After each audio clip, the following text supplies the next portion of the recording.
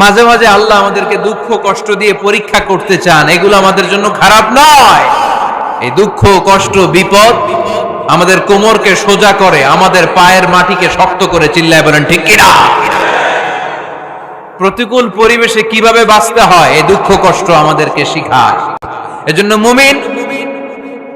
মুমিন বান্দার বৈশিষ্ট্য হচ্ছে দুঃখ কষ্ট বেদনা জ্বালা এগুলোতে সে আপসেট হয় না, সে হাল ছেড়ে দেয় না, সে ভরসা রাখে একজনের উপর। চিল্লায় বলতে হবে তিনি কে? কারণ মুমিন জানে রাত্রি যত গভীর হয় অন্ধকার তমানিসা ভেদ করে সুবহে সাদিক হয়। মুমিন জানে গর্ভবতী নারীর পেটের ব্যথা যেই দিন বাড়তে থাকে ওই দিনই নতুন মেহমান আগমনের সময় ঘনাতে থাকে। মুমিন জানে তার জীবনে দুঃখ কষ্ট বিপদ যত বাড়তে থাকে সুখের দিন কাছে আসতে থাকে।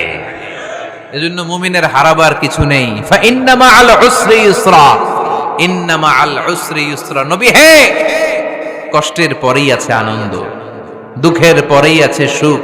আপনি সমস্যায় পড়েছেন, ওই সমস্যার সমাধানও আছে না নাই? এই পৃথিবীতে এমন কোন সমস্যা আছে যেটা সমাধান নাই? কথা বলেন। সমস্যা তৈরি করেছে কে? আবার সমাধানও দিয়েছে কে? Allah doesn't create a lock without its key. Allah কখনো চাবি না বানাইয়া ওটার তালা বানায় নাই। কথা কন। তালাও যেহেতু আছে ওই তালার চাবিও বানিয়েছে কে? মা আনজালাল্লাহু দাআন ইল্লা আনজালাল্লাহু লাহু শিফা।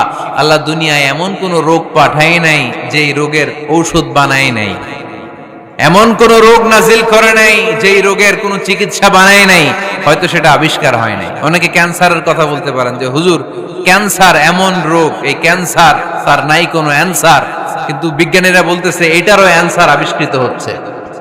সুবহানাল্লাহ কইবেন না? কিছু কিছু ক্ষেত্রে হয়েও গিয়েছে। এজন্য দুঃখের পরেই আছে সুখ, কষ্টের পরেই আছে আনন্দ। এই দুনিয়াটাই এরকম, কষ্টের পরই আনন্দ। দেখবেন তারাবির নামাজ 20 রাকাত পড়তে কষ্ট লাগে না? কোমরে ব্যথা, হাঁটুতে ব্যথা, কিন্তু 20টা রাকাত যখন শেষ করে মসজিদ থেকে বের হই একটা আনন্দ আছে না নাই? কষ্ট করে পরীক্ষার জন্য প্রিপারেশন নিলেন আপনি কয়েক মাস, কিন্তু ফলাফল যখন ভালো হয় তখন একটা আনন্দ আছে না নাই? সারাদিন রোজা রাখলেন রমজানে, কি কষ্ট, তৃষ্ণায় গলা ফেটে যায়, কিন্তু ইফতারির সময় যখন রুহাবজা শরবতটা খাই কেমন লাগে? একটা আনন্দ আছে না নাই? এজন্য আল্লাহ বললেন ফাইন্না মাআল উসরি ইউসরান, ইন্না মাআল উসরি ইউসরা। ও নবী, কষ্টের দিন মক্কায় অল্প কিছু দিন, মদিনাতে আনন্দের দিন অপেক্ষা করছে। আমাদের জীবনে যদি দুঃখ কষ্ট আসে আমরা ধৈর্য ধরবো, তাওয়াক্কুল করবো একজনের উপর, তিনি কে? কারণ আমরা বিশ্বাস করি কষ্টের দিন এটা চিরকালের জন্য নয়, সামনে আনন্দের দিন আমাদের জন্য সেট করে রেখেছে কে? বিপদে পড়লে ডাকবো কারে? আমাদের অসুস্থতাকে সুস্থতায় পরিণত করে দিতে পারে কে? চাকরির জন্য পাগল পারা, চাকরি নাই, চাকরির ব্যবস্থা করে দিতে পারে কে? বিদেশে যেতে মনে চায়, পাসপোর্ট দিয়ে রেখেছি, ভিসা নাই, ভিসা লাগায় দিতে পারে কে? কিন্তু আমরা দুঃখ কষ্ট বেদনা কিছু একটা হইলেই সবার আগে আল্লাহরে শেয়ার করার আগে ফেসবুকে শেয়ার মেরে দিই। আছে না নাই? আপনাদের ফেসবুক অ্যাকাউন্ট আছে নাকি? কার কার আছে দেখি?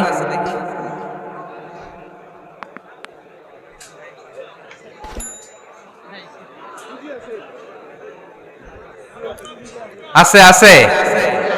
এটার জন্য আমরা ভালো কাজে লাগাই, ঠিক কিনা? আপনি চাইলেই এমন ভাবে ফেসবুক ফ্রেন্ড লিস্ট করতে পারেন যারা ভালো ভালো জিনিস শেয়ার করে, যারা মোটিভেশনাল জিনিস শেয়ার করে, ইসলামের পক্ষে কথা বলে। আপনার এক একটা শেয়ারে অনেকের জীবন বেঁচে যেতে পারে, ঠিক কিনা? একজন মুমূর্ষ রোগীকে বাঁচাতে রক্তের প্রয়োজন, রক্তের গ্রুপ এ পজিটিভ। যারা রক্ত দান করতে আগ্রহী তারা এই নাম্বারে যোগাযোগ করুন। ফেসবুকে মাঝে মাঝে এরকম নিউজ আসে না নাই? আপনি just you put down in share, শেয়ারের মধ্যে একটা পুট করে দিলেন, একটু শেয়ার মেরে দিলেন, ছড়িয়ে পড়লো হাজার হাজার ফেসবুক ফ্রেন্ডদের কাছে। তাদের অনেকে ব্লাড দিতে আগ্রহী, সে তাড়াতাড়ি যেয়ে সেখানে ব্লাড ডোনেট করে আসলো। আপনার একটা শেয়ারের কারণে বেঁচে গেল অনেকগুলো প্রাণ। চিল্লা এখন ঠিক কিনা? রক্তদানের মতো শ্রেষ্ঠ ইবাদত হতে পারে? আমরা মনে করি শুধু জিকিরই ইবাদত। আমরা মনে করি শুধু নামাজই ইবাদত। রক্তদান, এক ব্যাগ রক্ত থেকে অনেক মানুষকে বাঁচানো যায়। এর মধ্যে আছে হিমোগ্লোবিন, এর মধ্যে আছে প্লাটিলেট, আছে প্লাজমা। রক্তে একটা উপাদান আছে প্লাজমা, নাম শুনছেন? আগুনে পোড়া রোগীকে বাঁচাতে এই প্লাজমা লাগে। হসপিটালের বার্ন ইউনিটে যেয়ে দেখবেন মানুষ কিভাবে চিল্লায়। নুসরাত নামে একটা মেয়ে মারা গেল না, এক বদমাইশের কবলে পড়ে মারা গেল না? তাকে আগুন জ্বালিয়ে দেয়া হয়েছিল তার গায়ে, তার প্লাজমা গুলো জ্বলে গিয়েছিল। আগুনে পোড়া রোগীর যে কি কষ্ট, একটু দেখার জন্য হসপিটালের বার্ন ইউনিটে যাবেন, দেখবেন যে কি কষ্টে আছে তারা। এই প্লাজমা গুলোকে অনেক সেন্টিগ্রেড তাপমাত্রা নামিয়ে ঠান্ডা করে দেহে পুশ করা হয়। আপনার এক ব্যাগ রক্ত থেকে প্লাজমা আলাদা করা হবে, প্লেটলেটস আলাদা করা হবে, হিমোগ্লোবিন আলাদা করা হবে, শ্বেতকণিকা, লোহিত কণিকা আলাদা করে অনেকগুলো মানুষ বেঁচে যাবে। এজন্য ফেসবুক থাকাটা দোষের কিছু না, তবে ভালো কাজে আমরা ব্যবহার করব, ঠিক কিনা? আপনার ফেসবুক শেয়ারিং আপনার জান্নাতি বানাতে পারে, আর আপনার ফেসবুক শেয়ারিং আপনার জাহান্নামের লাকড়ি বানাতে পারে। চিল্লায় বলেন ঠিক কিনা? So the decision is yours. সিদ্ধান্ত আপনাকে নিতে হবে, আপনি কিভাবে করবেন। যে কোনো বিপদে ওয়া ইলা রাব্বিকা ফারগাব, কোন দিকে মনোনিবেশ না করে কার দিকে মনোনিবেশ করব? যে কোনো বিপদ আপদ ফেসবুকে শেয়ার করার আগে শেয়ার করব কার কাছে? আমাদের যার যা লাগে আল্লাহ সবও যদি দিয়ে দেয়, আল্লাহর ধনভাণ্ডারের 1 ইঞ্চিও কমবে? হাদিসে কুদসিতে আল্লাহ বললেন, লাউ আন্না আউওয়ালাকুম ওয়া আখিরাকুম ওয়া ইনসাকুম ওয়া জিন্নাকুম, পৃথিবীর সব জিন, পৃথিবীর সব মানুষ বিশাল মরুভূমিতে দাঁড়িয়ে যদি আমার কাছে চাইতে শুরু করে, আল্লাহ এটা দাও, ওটা দাও, ওটা দাও, আমি আল্লাহ তোমাদের সব চাহিদাও যদি মিটিয়ে দেই, আমি আল্লাহর ধনভাণ্ডারের 1 ইঞ্চিও কমবে না। এজন্য চাইবো কার কাছে? বিপদে আপদে ভরসা করব কার কাছে? আর অবসরগুলোকে কাজে লাগানোর দরকার আছে না নাই? স্বাবলম্বী হওয়ার চেষ্টা করার দরকার আছে না নাই?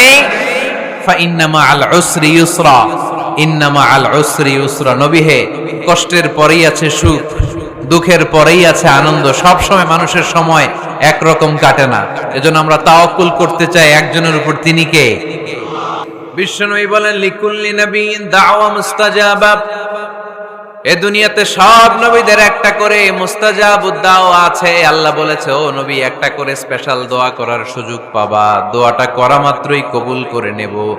বিশ্বনবী বললেন, এই পৃথিবীর বুকে যত নবী রাসূল দুনিয়ায় এসেছে, সব নবীরা তাদের স্পেশাল দোয়া দুনিয়ায় করে ফেলেছে, ইল্লা আনা, কিন্তু আমি করি নাই। বিশ্বনবী বললেন, ওয়া ইন্নী আখতাবিউ দাওয়াতি শাফাআতান লি উম্মতি ইয়াউমাল কিয়ামা।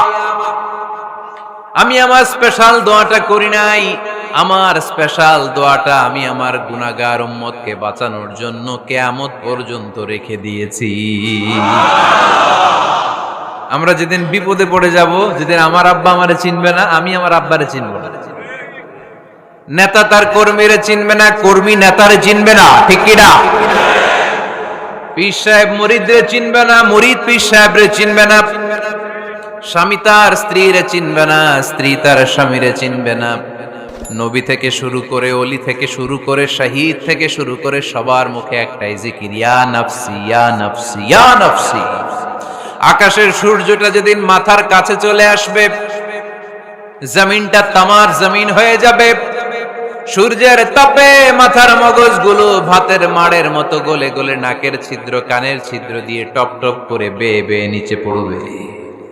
ওই কঠিন দিনে কেউ কাউরে চিনবে না। বিষ্ণু বললেন, ওই দোয়াটা আমি দুনিয়ায় করি নাই।